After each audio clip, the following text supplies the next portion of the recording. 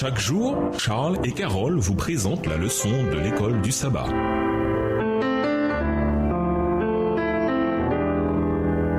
Bienvenue dans votre émission Dieu nous parle. Nous voyons de mercredi, la fille de Jairus. Les résurrections qui ont précédé la mort et la résurrection de Jésus n'étaient pas limitées à un groupe ethnique spécifique ou à une classe sociale. Moïse était sans doute le plus grand chef humain du peuple de Dieu, Deutéronome 34, les versets 10 à 12. En revanche, la pauvre veuve phénicienne n'était même pas israélite, 1 Roi 17, verset 9. La femme sunamite était une personne importante dans la ville, 2 Rois 4, verset 8. Mais elle n'appartenait pas au peuple hébreu. La veuve de Naïm n'avait qu'un seul fils, dont elle dépendait sans doute. Luc 7, verset 12. De son côté, Jairus était un chef de la synagogue, probablement à Capernaum. Marc 5, verset 22. Indépendamment de leur situation culturelle et sociale, ils furent tous bénis par la puissance de vie de Dieu. Lisons Marc 5, les versets 21 à 24 et les versets 35 à 43. Que peut-on apprendre de la mort à partir de ces paroles de Christ? L'enfant n'est pas morte, elle dort. Marc 5, verset 39. Marc 5, les versets 21 à 24. Jésus dans la barque regagna l'autre rive,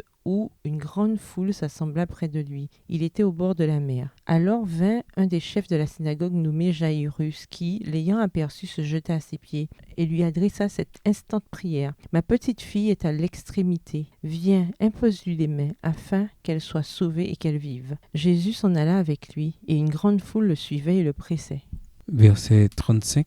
Comme il parlait encore, survinrent de chez le chef de la synagogue des gens qui dirent « Ta fille est morte, pourquoi importuner davantage le maître ?» Mais Jésus, sans tenir compte de ces paroles, dit au chef de la synagogue « Ne crains pas, crois seulement. » Et il ne permit à personne de l'accompagner, si ce n'est à Pierre, à Jacques et à Jean, frère de Jacques. Ils arrivèrent à la maison du chef de la synagogue, où Jésus vit une foule bruyante et des gens qui pleuraient et poussaient de grands cris. Il entra et leur dit « Pourquoi faites-vous du bruit et pourquoi pleurez-vous? L'enfant n'est pas morte, mais elle dort. » Et il se moquait de lui. Alors, ayant fait sortir tout le monde, il prit avec lui le père et la mère de l'enfant et ceux qui l'avaient accompagné, et il entra là où était l'enfant. Verset 41. Il la saisit par la main et lui dit « Talitha koumi », ce qui signifie « Jeune fille, lève-toi, je te le dis ». Aussitôt, la jeune fille se leva et se mit à marcher, car elle avait 12 ans, et ils furent dans un grand étonnement. Jésus leur adressa de fortes recommandations pour que personne ne sût la chose, et il dit qu'on donna à manger à la jeune fille. La fille de Jairus, 12 ans, était dans son lit malade et à l'article de la mort. Alors Jairus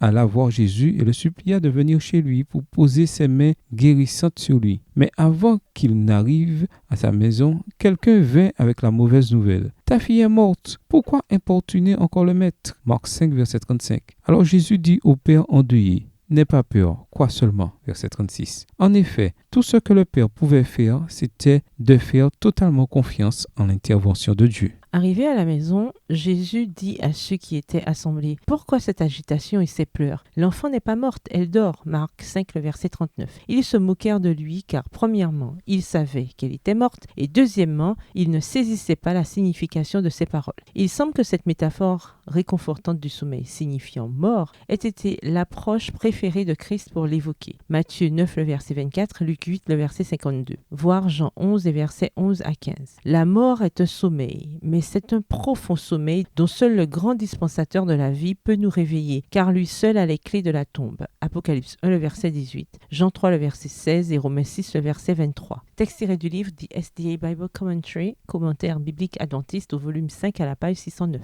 Après la résurrection de cette jeune fille, ceux qui la virent furent saisis d'une grande stupéfaction. Marc 5, verset 42. Ce n'est pas étonnant. Pour l'instant, la mort est définitive, absolue et en apparence irréversible. Le fait qu'ils aient vu cela de leurs propres yeux a assurément dû être une expérience extraordinaire et transformatrice. Les paroles de Jésus, « N'aie pas peur, crois seulement » Marc 5, verset 39, ont toujours du sens pour nous aujourd'hui. Comment apprendre à ne pas avoir peur et à croire seulement, surtout dans les situations les plus terribles, quand c'est là qu'il faut continuer à croire. Au revoir. Et à demain si Dieu veut.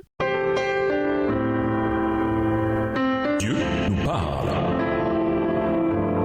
Chaque jour, Charles et Carole vous présentent la leçon de l'école du sabbat.